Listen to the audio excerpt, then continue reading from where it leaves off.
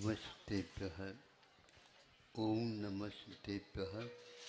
ओम नमस्तेभ्यः। अहिंसा परमो धर्म की।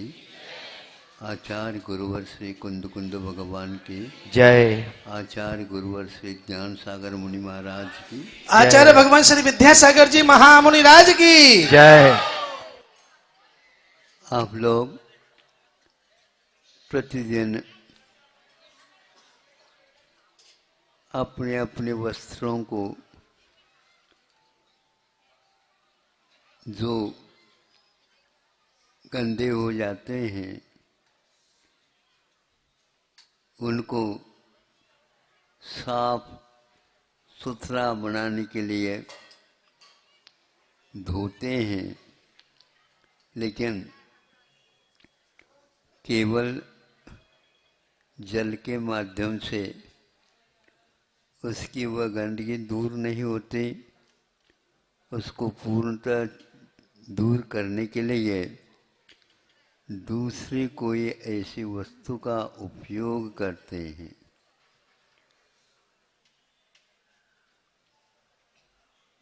जिसको साबुन सोडा आदि आप कहते हैं।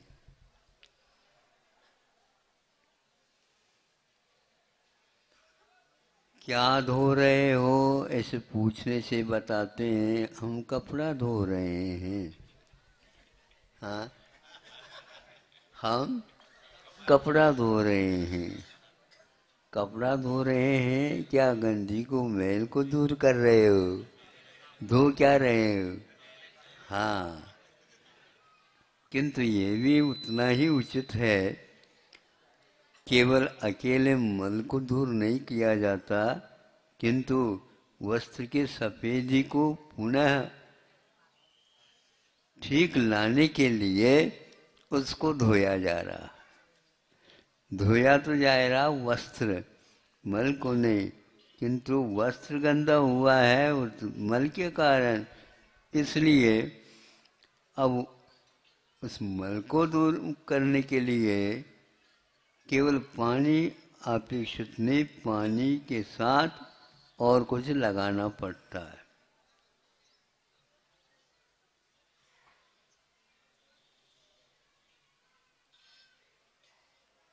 धोने की पद्धति के बारे में थोड़ा सा हम बताना चाहेंगे।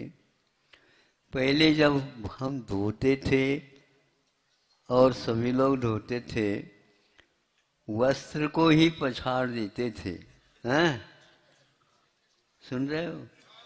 हाँ, वस्त्र को ही पछाड़ते हैं और वो भी सुना के ऊपर पछाड़ते हैं, लेकिन वह निचोड़ करके पछाड़ते हैं, क्या फैला करके पछाड़ते हैं? फैला करके नहीं पछाड़ते। वो सिला के ऊपर पड़ने से वह फटने की संभावना रहती है। तो आज वही काम कर रहे हैं आप लोग कि साबुन सोडा कम और वो बेलन से पटकते हैं। अब वो हम तो बेलन समझते हैं।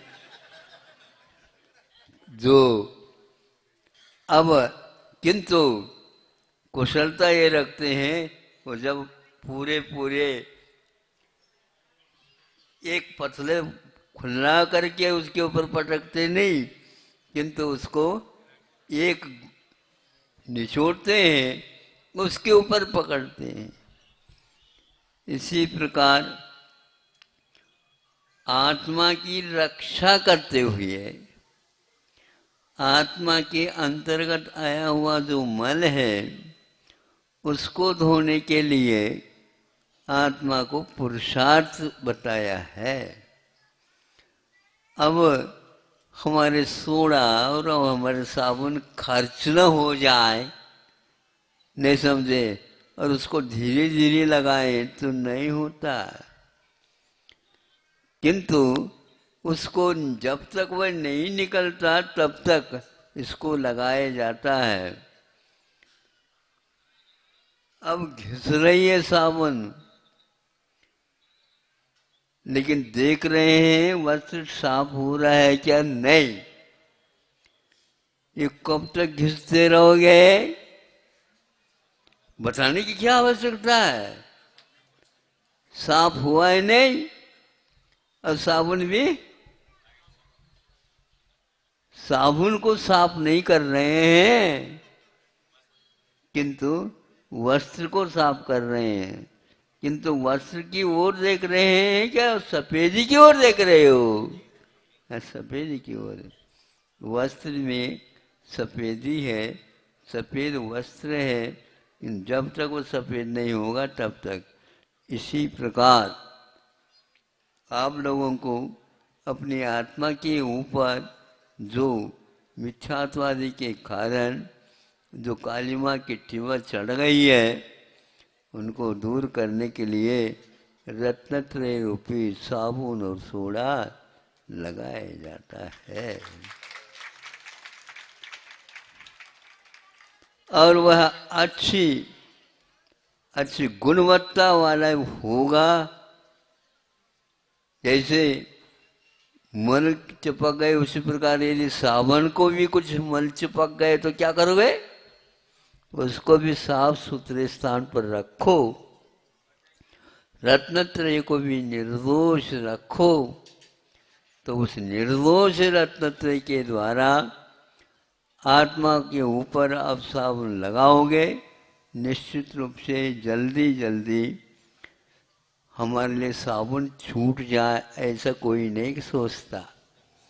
इसी प्रकार सम्यक दर्शन, सम्यक ज्ञान और सम्यक चारित्र ये वही काम करते हैं, किसी एक के द्वारा वह साफ नहीं होता है। और इस प्रकार वह करने के बाद रत्नत्रय साफ होने के उपरांत फिर बाद में उसमें निर्मल जल से एक बार अंतिम और धोते हैं। धोते नहीं, अंतिम धोते हैं। नहीं तो आप पहले से ही साबुन सोडा लगाए में पानी निकाल दो, ऐसा नहीं होता। बिना पानी का भी नहीं होता। तो जब वह हो जाता है तब उसमें पानी डाल करके फिर इसके उपरांत ध्यान के द्वारा हाँ प्रेस है, मतलब प्रेस का अर्थ है ध्यान है। ध्यान रूपी अग्नि के द्वारा प्रेस करते ही और उसमें चमक आ जाती है।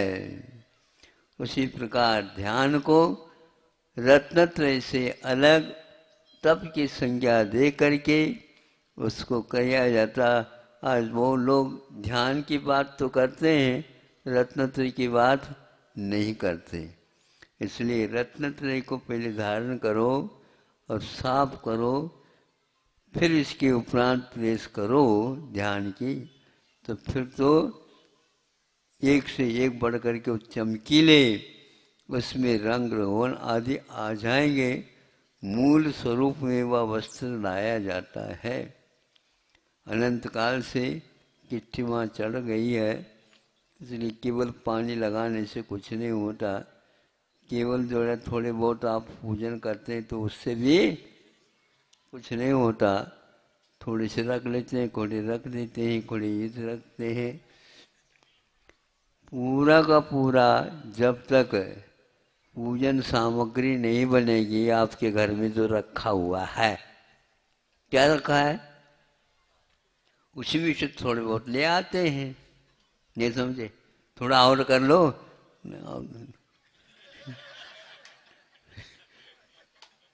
फिर कब करोगे? जब काल आएगा तो आप देखते रह जाओगे, आपको वहां से हटा दिया जाएगा। ट्रेजरी भरी हुई वहीं पर, भले ही चाबी आपके कंठ में येस में हो, लेकिन घर वाले में भैया देखो ये कुछ रखा तो नहीं, तो चाबी भी निकाल लेते हैं और आपको जैसे आए थे वैसे ही भेज देते हैं। उससे पहले यदि आप रत्नत्रय की शुद्धि के लिए मुंह को अलहदा कर देते हैं तो ये बात बनेगी। तो अनेक प्रकार के साबुन सोडा और आप लोग का भिन्न भिन्न कंपनी के करते हैं ना, उसी प्रकार यह भी रत्नत्रय भिन्न भिन्न साधनों के माध्यम से ठीक बनता है, निर्दोष बनता। निर्दोष साबुन से जैसे वस्त्र शुद्ध होता है उसी प्रकार आत्मा का भी उपयोग निर्दोष रत्नत्रय से शुद्ध होता है। उसको प्राप्त करने के लिए आप लोगों को मोह का त्याग करना पड़ता है। चाहे आज करो या कल करो या परसों करो, कभी भी करो, करना तो पड़ेगा। बिना किए महाराज कोई रास्ता हो तो बताओ, देख लेंगे हम भी रास्ता, फिर बाद में बताएंगे। कोई भी रास्ता है ही नहीं।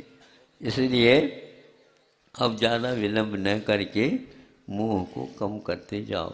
लोग ये समझ नहीं रहे हैं मोह को कम करने का अर्थ क्या होता है। जो बहुत सारा रखा है थोड़ा थोड़ा करते जाओ, अंत समय तक क्या विश्वास, लोग हमें मिल जाए मिल नहीं मिल जाए, विश्वास नहीं रखते। पुत्र पिताजी के ऊपर तो विश्वास रखता है, लेकिन पिताजी का पुत्र पर भरोसा कम रहता है, क्योंकि वह केवल लेने के लिए कर रहा है और वैयावृत्ति का कोई विशेष लक्ष्य है ही नहीं। माता पिताओं की बात बच्चे मानते हैं, लेकिन इसलिए मानते हैं समय पर सब कुछ मिल जाए। नाना जी, लेकिन नाना जी दूसरे घर के होते हैं, ध्यान रखो। दादाजी तो यहाँ के रहते हैं, लेकिन दादाजी अपने कुल परंपरा का ध्यान रखते हैं, नाना जी अपने कुल परंपरा का ध्यान रखते हैं। इस घर के कोई भी ध्यान नहीं रखता। और आप मोह का यदि ध्यान रखेंगे तो निर्मोही कैसे बनोगे। निर्मोही बनने के लिए रत्नत्रय को अपने को खूब अच्छे ढंग से निर्दोष रखना अपेक्षित होता है। अहिंसा परमो धर्म की जय। आचार्य भगवान श्री विद्या